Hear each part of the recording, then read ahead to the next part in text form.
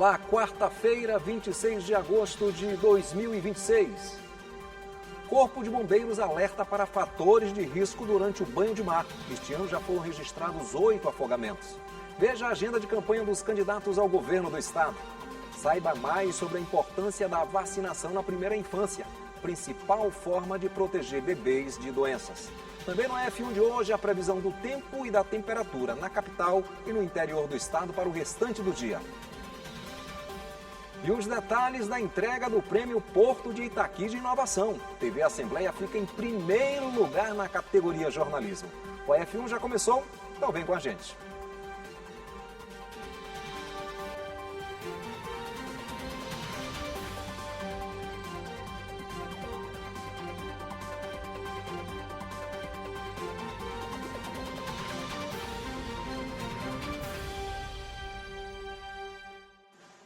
Boa tarde.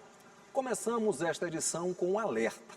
De janeiro a agosto deste ano, o Corpo de Bombeiros registrou 8 casos de afogamentos nas praias da capital, com 4 mortes. Um detalhe é que cerca de 46% a 50% das vítimas de afogamento acreditam que sabem nadar. Mas existem vários fatores de risco para quem entra no mar. O movimento nas praias de São Luís exige atenção de quem entra no mar. De janeiro a agosto deste ano, o Corpo de Bombeiros registrou 8 casos de afogamento na capital, com 4 mortes. Para evitar novas ocorrências, o Batalhão Marítimo reforça as ações de prevenção e orientação aos banhistas. Alguns cuidados eles são fundamentais para que a pessoa ela vá se divertir na praia e volte em segurança. O primeiro delas é conhecer. Ela precisa conhecer esse ambiente. Muitos vêm de outros estados e não conhecem a realidade das nossas praias, dos nossos mares. Então ela precisa conhecer quais são as zonas de perigo. Para isso nós temos na nossa praia identificação através de bandeiras de sinalização.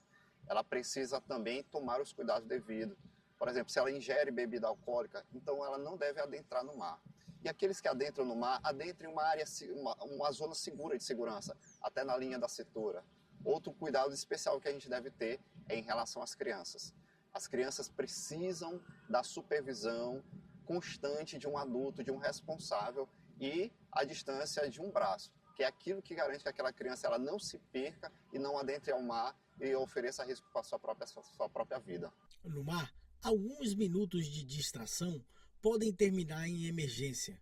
Correntes fortes, exaustão física, mergulhos em áreas desconhecidas e o consumo de álcool estão entre os principais riscos.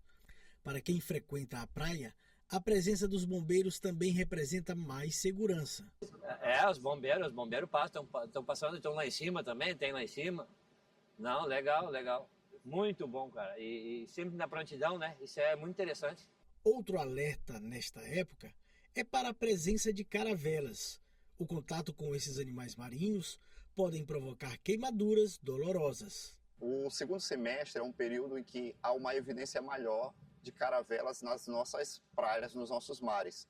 Então, o nosso trabalho de orientação, de abordagem, ele é constante, porque muitas vezes ele parece um ser marinho que desperta uma certa curiosidade, principalmente em relação às crianças.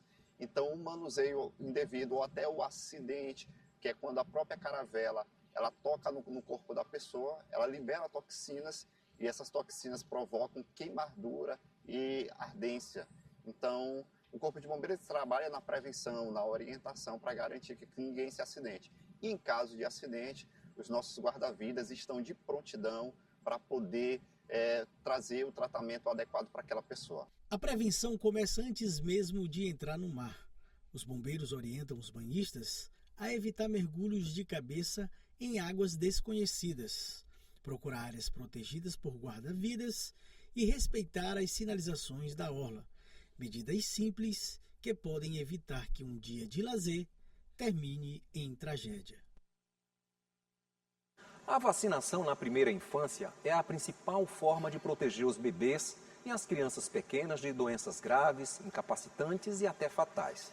É que nesta fase da vida, o sistema de defesa da criança ainda está em formação e as vacinas ensinam o organismo a combater o vírus e a bactéria sem causar a doença. É um método essencial de proteção, ainda mais nos primeiros meses de vida. Para se ter uma ideia, de acordo com o calendário de imunização do Sistema Único de Saúde, o SUS, logo no primeiro ano de vida, o bebê toma cerca de 12 vacinas diferentes, totalizando 22 doses. A primeira vacina é aplicada poucas horas depois do nascimento, é a BCG, em dose única, que previne contra as formas graves de tuberculose e proteção complementar contra a hanseníase. E entre as primeiras 12 horas depois do bebê nascer, é administrada a primeira dose da vacina hepatite B. O calendário oficial de vacinação está disponível no site do Ministério da Saúde. A ferramenta permite às mães, pais ou responsáveis pela criança saber quais são os principais imunizantes e traz a descrição de quais vacinas são necessárias em cada idade e as doenças evitadas. Dentro do primeiro ano de vida, são aplicadas as 3 doses da vacina Penta, da poliomielite, que evita a paralisia infantil, e da Covid-19. Também as 2 doses das vacinas rotavírus humano, pneumocócica, meningocócica e ainda as vacinas febre amarela, influenza trivalente e a tríplice viral, que evita as doenças cachumba, sarampo e rubéola. Segundo o Ministério da Saúde, a primeira infância dura até os 6 anos de idade e dos 12 meses iniciais até a idade limite são ministradas doses de reforço e pelo menos mais 2 vacinas são adicionadas, a vacina varicela contra a catapora e a vacina hepatite A. Além das orientações do Ministério da Saúde, é necessário consultar sempre o posto de saúde para conferir as atualizações da caderneta de vacinação. Carla Bianca para a TV Assembleia. Ok, obrigado, Carla. E vamos conferir agora a agenda de campanha dos candidatos ao governo do estado do Maranhão.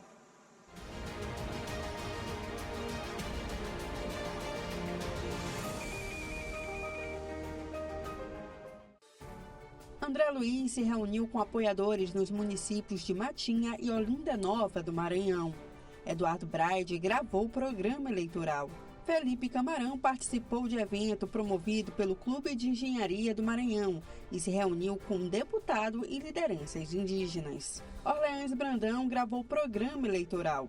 Reginaldo Lima gravou material de campanha para a internet. Roberto Rocha participou de um evento promovido pelo Clube de Engenharia do Maranhão.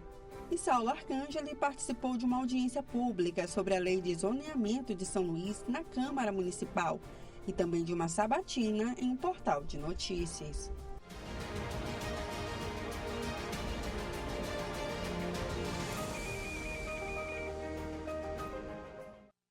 No próximo bloco, você vai conferir como fica o tempo para o restante do dia, na capital e no interior do estado. E os detalhes da entrega do prêmio Porto de Itaqui de Inovação. TV Assembleia fica em primeiro lugar na categoria Jornalismo.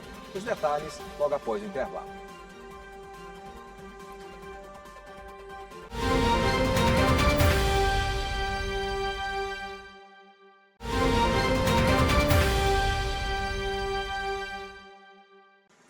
Estamos de volta agora, 13 horas e 10 minutos. Dados do IBGE apontam que 31% dos lares maranhenses têm um gato. Com isso, o Maranhão figura no segundo lugar do ranking nacional de estados com mais gatos em domicílios, perdendo apenas para o vizinho Piauí. A família de Pérez de Dona Maria Nilza cresceu. Há 2 meses, ela ganhou mais 4 felinos, depois que a gata adotada por ela pariu 4 filhotes. Os bichinhos brincam pela casa, bem cuidados e cheios de amor. Olha, a Dona Nilza é tão apaixonada pelos gatinhos, pelos felinos, que ela mesma produz os brinquedos à distração dos gatinhos. É uma paixão sem fim pelos animais. Sim, eu gosto de gatos, né? Antes eu não gostava, eu criava mais cachorro, né? E aí depois eu criei o Arquibaldo, aí me apaixonei por gato. Eu disse, nunca mais vou ficar sem gato. E aí essa gatinha, uma vizinha foi fazer caminhada pela manhã e viu um saquinho se mexendo, né? E aí ela foi lá, olhou, era uma gatinha, já acho que devia ter 1 mês, mais ou menos. Abandonada. Abandonada. Aí ela perguntou no grupo do bairro se alguém se interessava. E aí eu ainda apaixonada por Arquibaldo. E aí eu resolvi testar com o Jolie, que o Jolie é meu cachorro. E aí para ver se ele se dava bem. Pois ela foi tão carismática que o cachorro acostumou com ela. E eu trouxe ela no final de semana e não devolvi mais. Dona Rosalva não é diferente, também é apaixonada pelos felinos. Por aqui também são 5, que fazem parte do lar há mais de 13 anos e se dão super bem com a cadela Shiva, a caçula da casa. Para mim, os felinos, eles são muito amáveis, né? Às vezes as pessoas dizem, eles não estão nem aí para os donos. Isso não é verdade, sabe? Assim, eles são muito dóceis, muito amáveis, carinhosos, tira qualquer tensão das pessoas. Eu chego às vezes da rua, de um trânsito intenso, quando eu chego em casa, eles já vêm todos para junto, sabe? Me fazendo carinho ou pedindo o papazinho deles, mas está sempre amigos. Dona Nilza e Dona Rosalva estão dentro da estatística de domicílios no Maranhão, com pelo menos um gato, segundo pesquisa do IBGE. O Instituto aponta que 31% das casas maranhenses têm um felino adotado. No ranking das federações, o Maranhão está no 2º lugar da lista nacional de estados com mais gatos em domicílios, perdendo apenas para o Piauí. De acordo com o Ministério do Meio Ambiente e Mudança do Clima, em 2019, o Brasil já contava com uma população de 54 milhões de cães e 24 milhões de gatos. Um gato doméstico vive em média de 12 a 15 anos e podem alcançar mais idade, o que depende de uma boa alimentação, castração e cuidados veterinários regulares.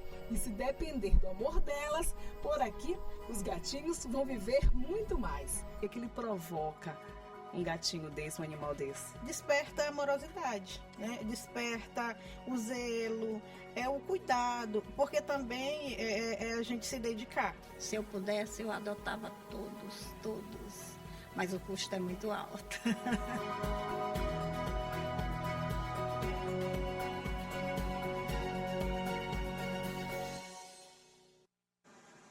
Muito legal, né? Quanto carinho. E é hora de conferir como fica tempo e temperatura para o restante do dia na capital e no interior do estado.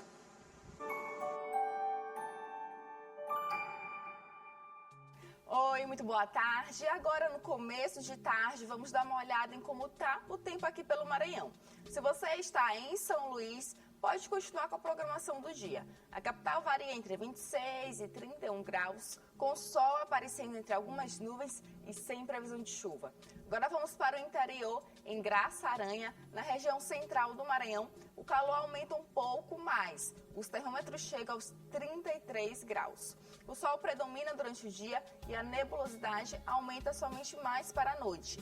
E em São Raimundo do Doca Bezerra, na região do Médio Mearim, o cenário é bem parecido.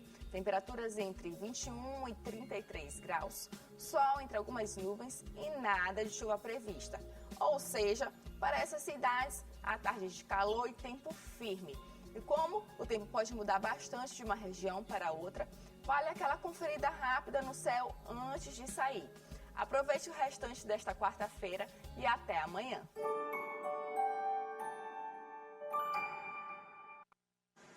Obrigado, Paula. A TV Assembleia conquistou o prêmio Porto de Itaqui de Inovação. A reportagem Economia Azul, o futuro da logística passa pelo Porto de Itaqui, ficou com o primeiro lugar na categoria jornalismo. O auditório do Multicenter Sebrae foi palco para discutir como consolidar o Porto do Itaqui em um polo de inovação ligando governo, universidades e mercado. O Inova Itaqui, realizado pela empresa maranhense de administração portuária, reuniu pesquisadores, gestores e estudantes para falar sobre o futuro do setor. Como parte da programação, foi feita a entrega do prêmio Porto do Itaqui de Inovação, ESG e Diversidade. Foi uma diversidade de temas, né, que passaram por um crivo, por uma análise, né, de cumprimento de todos os requisitos, e hoje a gente teve aqui a consolidação por meio da premiação das empresas que prestam serviço para o Porto do Itaqui e que estão dentro desse ambiente portuário. Senhoras e senhores, em primeiro lugar, na categoria jornalismo, a TV Assembleia, com a reportagem Economia Azul, o futuro da logística passa pelo Porto do Itaqui. A TV Assembleia concorreu e ficou em primeiro lugar na categoria jornalismo, com a reportagem Economia Azul, o futuro da logística passa pelo Porto do Itaqui. Produzida pela repórter Stephanie Souza, o repórter cinematográfico Cristiano Moreira e a produtora Aline Cantanhede, com edição e finalização de Ângelo Moraes. A reportagem foi veiculada no programa Maranhão no Campo, apresentado por Mário Porto. A reportagem da TV Assembleia mostra como pesquisas desenvolvidas no Maranhão estão deixando o ambiente acadêmico e se tornando soluções concretas para deixar o setor portuário mais sustentável. Primeiro, falar sobre a importância dessa iniciativa do Porto do Itaqui, de estar reconhecendo, valorizando a imprensa maranhense e, claro, o nosso trabalho, né, a reportagem que a gente trouxe, ainda mais da TV Assembleia, uma TV pública, mostrando o seu compromisso como TV pública de estar mostrando, valorizando os potenciais do Estado. A gente fica muito feliz, né, com o resultado desse, principalmente no primeiro lugar. É um trabalho que tem dedicação, que tem união, né? E, acima de tudo, a gente preza e, de fato, mostrar a inovação. Para mim, esse prêmio é primeiro, me deixa muito feliz, né, receber esse prêmio, né? E representa o trabalho, né? O esforço, a dedicação, né? E a confiança e a dedicação da equipe, né? E poder receber esse prêmio aqui para mim é um momento muito feliz, me sinto muito orgulhoso, né? Com muita alegria, né? A gente se alegra com essa premiação. E uma coisa que eu quero falar para o telespectador da TV Assembleia é que em tudo você coloca propósito. Quando você entende o propósito do que você faz, onde você trabalha, tudo se encaixa, né? E o resultado, o fruto, vem naturalmente. O prêmio também foi entregue nas categorias A Grande Ideia, ESG, que valoriza iniciativas que levam em conta ações ambientais, sociais e de governança, Operadora Portuária, Arrendatária, Empresa contratada da EMAP, prestadora de serviços, Destaque ESG, Produções acadêmicas, Empresa inovadora, Robótica e Artigos. E já vimos a premiação. Agora vamos acompanhar a reportagem completa. Economia Azul, o futuro da logística passa pelo Porto do Itaqui, que conquistou o primeiro lugar na categoria jornalismo. A matéria apresenta iniciativas de ciência, tecnologia e sustentabilidade voltadas a uma atividade portuária mais eficiente, segura e responsável.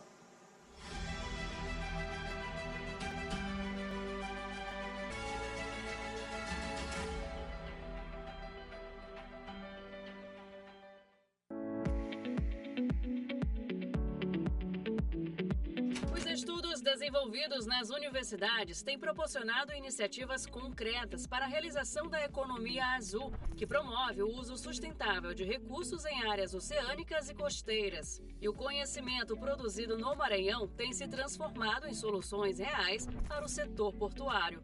Como o estudo pioneiro sobre a descarbonização de portos públicos, feito por pesquisadores da Universidade Federal do Maranhão, que desenvolveram uma solução de mercado que realiza um levantamento das emissões de gases de efeito estufa emitidos pelos navios atracados no Porto do Itaqui.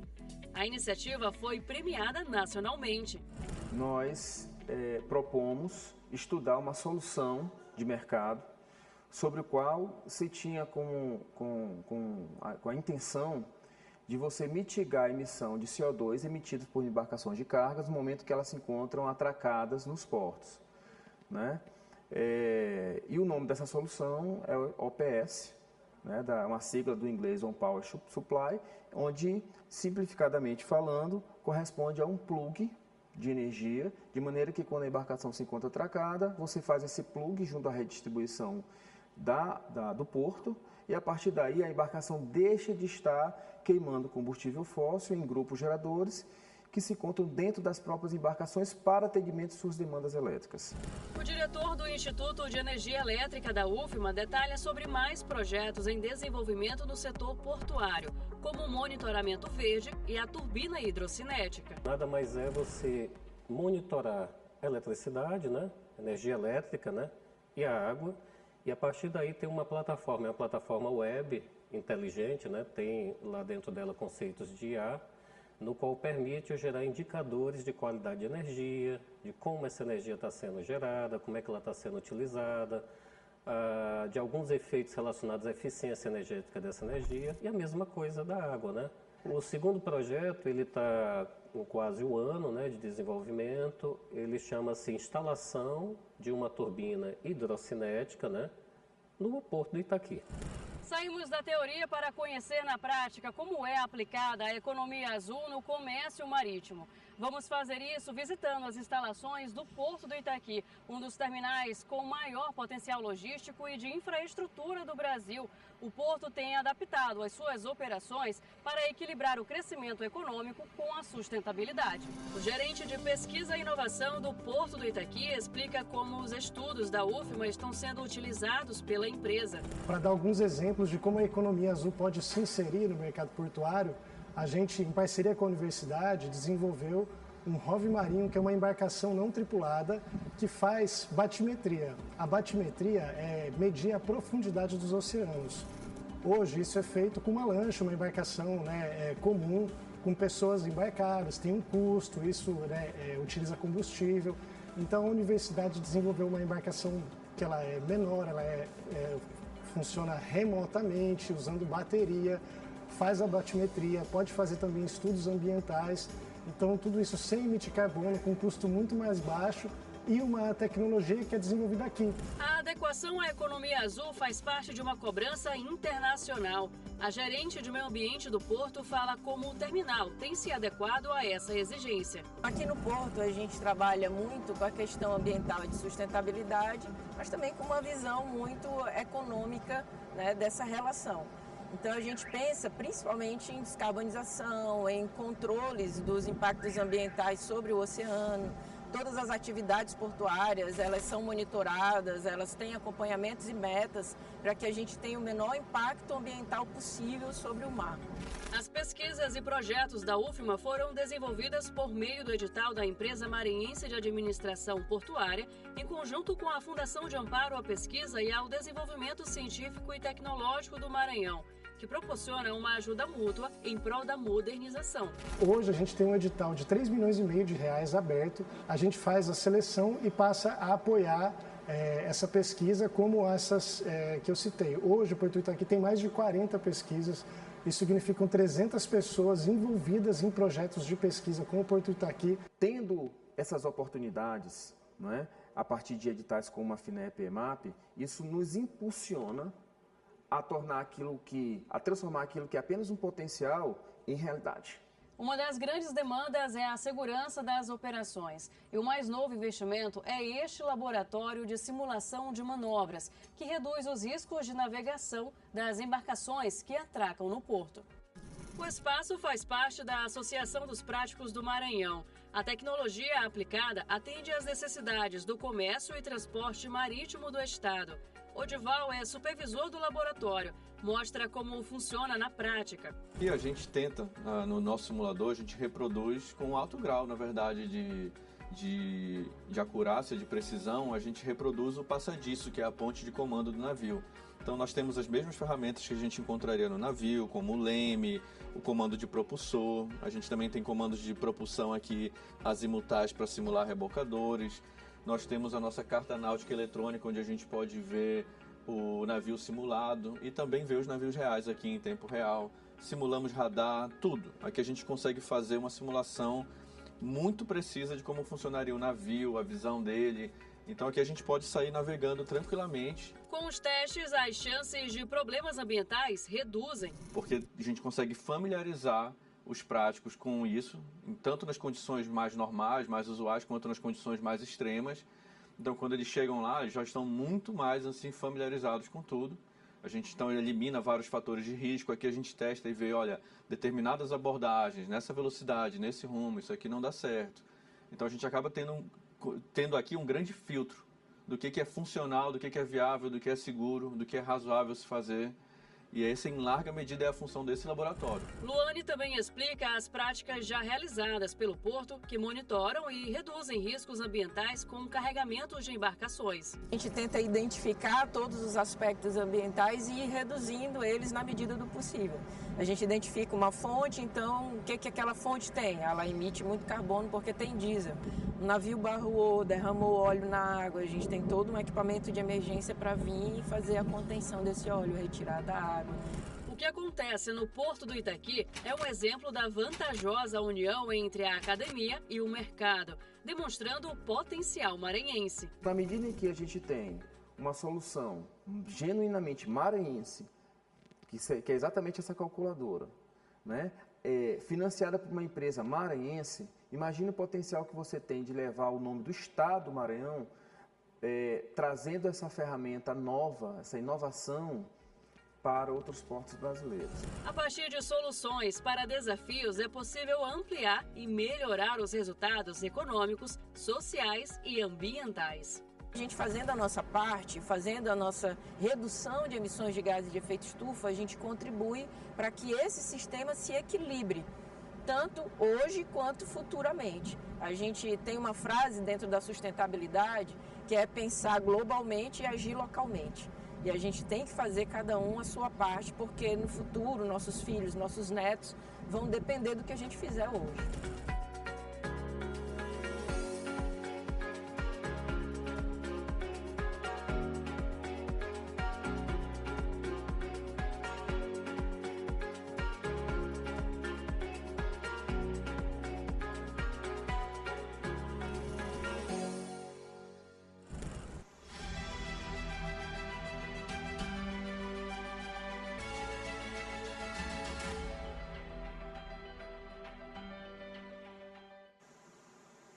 Parabéns aos nossos colegas de redação pelo prêmio. O F1 vai ficando por aqui. Obrigado pela sua companhia. Para rever esta reportagem e todo o conteúdo jornalístico produzido pela Diretoria de Comunicação da Assembleia Legislativa, acesse o nosso portal. Uma boa tarde para todos nós.